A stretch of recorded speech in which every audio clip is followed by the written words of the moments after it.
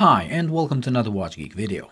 Today, we'll be taking a look at a couple of Star-King watches with very catchy names, AM0184 and TM0915. First, we'll take a look at the AM. After viewing some of the reviews of this watch, I just had to get one and see it for myself, as it seemed too good to be true. But we'll get to that. First, let's talk about Star-King. Now, if the name doesn't ring a bell, don't worry, you're not alone in that, as it's one of many so-called mushroom brands that can be bought on Alliexpress, GearBest, and other Chinese-based web stores. The brands there are all pretty new and they pop up every now and then, while some brands disappear after a year or two.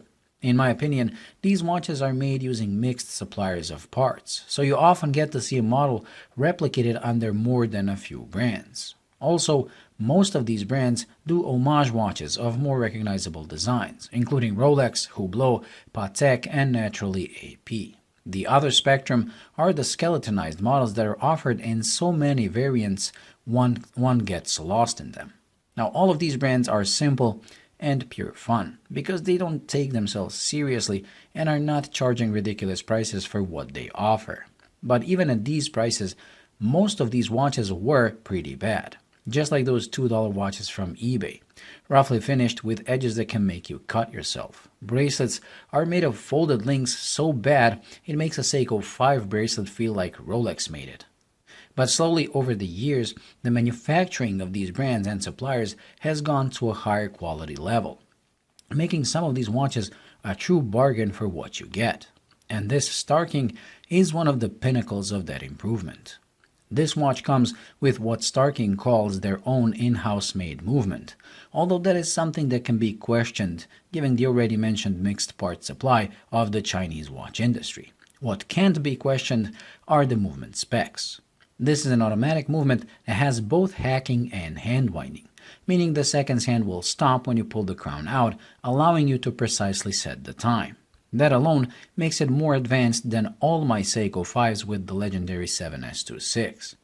Another thing that leaves Seiko in the dust and brings this watch closer to the Swiss is the beat rate. This movement beats at 28,800 bph, giving its long and delicate seconds hand a smoother glide. So the movement packs quite a bunch. So what about the rest of the watch? Well, believe it or not, things get even better. The crystal is not mineral like on my Seiko, it's a sapphire like on higher-end watches. And the bracelet not only features solid links, but also solid end links that are milled out of a solid block of steel, unlike most of the Seikos even today that use a folded piece of thin sheet of steel. Then we move on to the clasp. Again, incredibly, it's not stamped like on most watches costing 5 times more, but a solid machined butterfly clasp that is invisible when closed. It's simply amazing. And don't think this bracelet or clasp is poorly finished or rough to the touch, as I had my fair share of budget watches that offer a lot on paper, but then when you try them on, you realize that the finishing is where they cut cost. On this, everything is smooth and silky, no rough edges. The clasp is finely polished and it opens and closes with a nice click. There is no stickiness of the clasp or the links, and the bracelet is not a hair puller. I've worn this for days and it's incredibly comfortable on the wrist.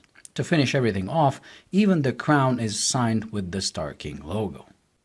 So to resume, you get a 28,800 bph movement with hacking and handwinding, a sapphire crystal, a signed crown and solid bracelet with solid end links and a milled butterfly clasp for, believe it or not, $50.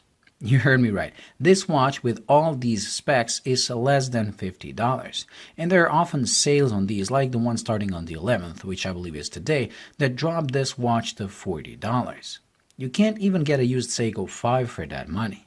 I think you understand now why I simply had to try this thing. All these specs and this bang for buck could have been easily destroyed if they made this watch ugly, flashy, or gigantic like most of the watches offered on these sites. Luckily, that is not the case. The watch is decently sized at 40mm in diameter and 47.5 lug to lug. It is also relatively thin at 11.2. Because of this, it wears very well even on smaller wrists. And although I would again prefer it to be smaller at 38 because it is an all-dial design, I would be lying if I said it's oversized.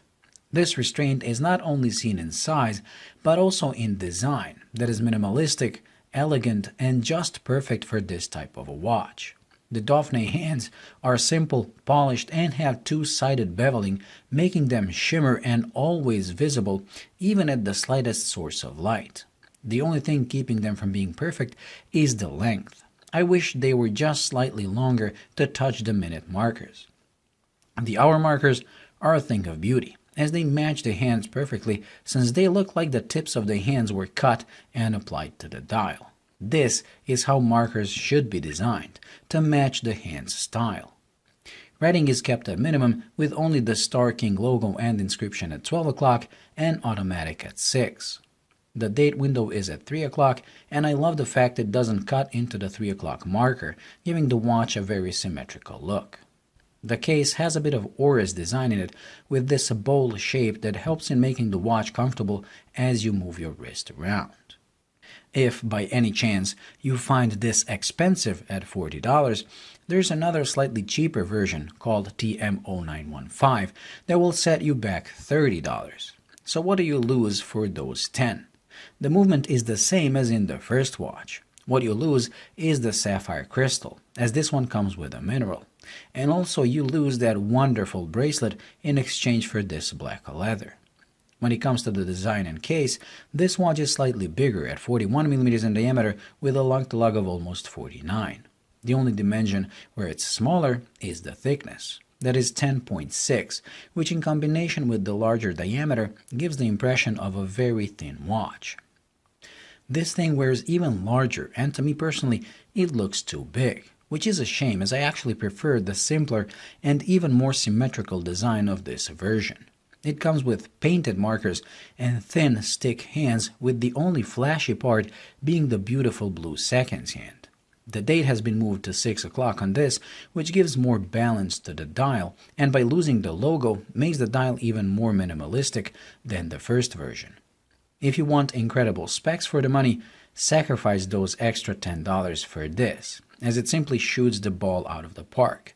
But if you, like me, like the minimalist look of this version more, get both, because they're so affordable it would be a shame to force yourself to choose. So both of these offer not only incredible specs for the money, but a refined and incredibly well executed design.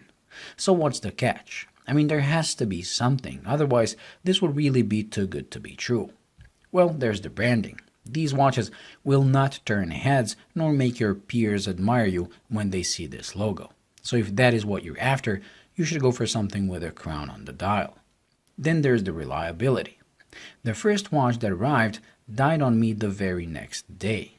It kept on winding at the crown, so the watch would stop running after a few minutes of wear. After some research, I learned I wasn't the only one having movement problems, which means that buying these is a bit of a hit or miss. If you get a good one, it will work flawlessly like this second one has for weeks. But if you get a dud, your only option is to replace it. So is the $30 or $40 worth the bet? In my opinion, yes, if you buy from a reputable seller that will replace a faulty one like mine was. That way, you take away the risk and only risk losing more time until you get a replacement. Does it mean that these movements will be unreliable down the road, years from now? I do not know. So far, it seems that those who got a working one that hasn't failed on arrival or within the first few days have been working problem-free for quite some time. To me, the reward outweighs the risk. So if you, like me, want to gamble and see what this watch is all about, you should use the sale opportunity to bring the price down even more. I did leave the link in the description to the official Star King store, as that is where I got my watch from, in case you decide to get one. Well, this completes this week's video, so thank you for watching. I hope you enjoyed and found it useful. If you did, please like and subscribe by pressing this button right here, and until the next video, bye.